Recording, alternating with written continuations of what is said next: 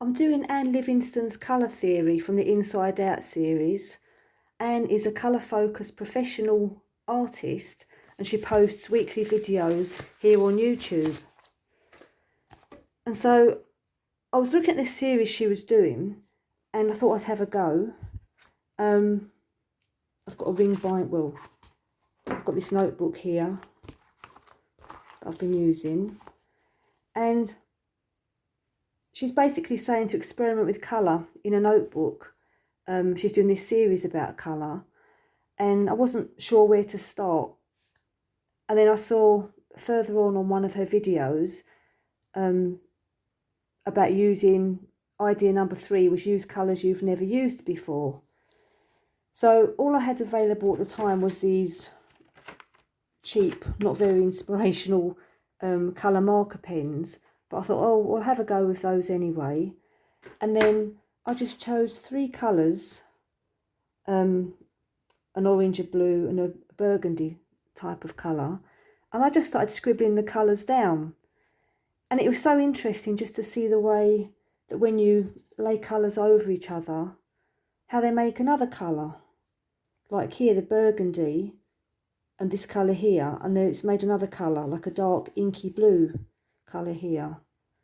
And here there's like a darker, there's a burgundy here and a darker colour here, where it's got blue underneath. I found that quite fascinating.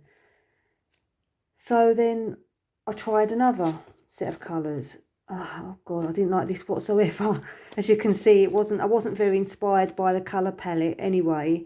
So I just messed about that for a little while and then I thought, well, I'll quickly move on there. Again, it was idea 3, use colours you've never used before. And then I tried another 3 colours I'd not used before. Then I thought, well, actually, I don't know if it's the colours or if it's what I'm using. Because I've been using these not very forgiving pens, these cheap art marker pens. So then what I did was I changed to these Prismacolor coloured pencils, which are nice and smooth, and there's a much more of a wider range of colours to choose from. And then what I did was I used the same 3 colours that I'd used back here, using a different medium. So that's with the marker pens, and that's what it looks like, the same sort of colours used with these pencils here, these Prismacolor Premier pencils. And I was quite happy. I like the way they're blended, and you can put down multiple layers of colour. But here again, only 3 colours were used, and you can get lots more colours than just 3 by blending colours and putting colours on top of each other. And then I did it again, using 3 colours I've never used before. And here I chose lilac, chartreuse and magenta. I was quite happy with that, although it didn't give me the wow factor or anything like that. Then I thought, well, rather than randomly pick out colours I've not used before, why not choose something that I actually like the colours of, like a favourite object? So I've got this book here, which I might actually do next. I like the colours, like that inky blue, that pale lilac, a sort of pistachio green, there's lilac and yellow there, a very dark sort of inky blacky colour, charcoal, terracotta. So that's for another time. But for now, I took the colours in this cup.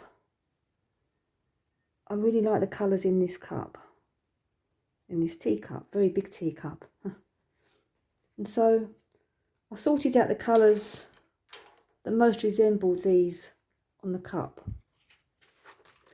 And this is what I came up with. And what I've noticed is all the colours together don't really work so well, because here, for instance, the greens I've used, there's tiny little hints, like little sprigs of green, where here there's much more green on there. I don't know, is there or isn't there? I'm not sure. Anyway, it took a while to try and get these colours, and I don't think I've got them exactly. But for instance, this leaf here, I've used this green for the middle one, an olive green for the outer one, and this blue. So I'm not sure how good I've got those colours. And then I was trying to match this colour, which I wasn't very successful in at all. So it's a case of a bit of experimentation. And again, the yellow, it looks like it matches there, but it's a different thing when you put it on the paper. So I think I'll use these favourite colours again that are in this mug or cup. But I think next time I might not choose all of them. I might choose just, say, I don't know, 4 or 5, rather than 1, 2, 3, 4, 5, 6, 7, 8, 9, 10. And I'll probably use a few more than that as well when I started out doing it. Anyway, I'd say have a go at this experiment that Anne's talking about. And I'm getting so much fun just from trying things out, and just, there's things you think you know that you like, and then in actual fact you don't like things as much as you thought you did. Anyway, I'm mumbling and muttering, and because I want to just get on, I just want to do the next thing now. So have a look. I'll put a link to Anne's YouTube videos here, and you can go and have a look for yourself.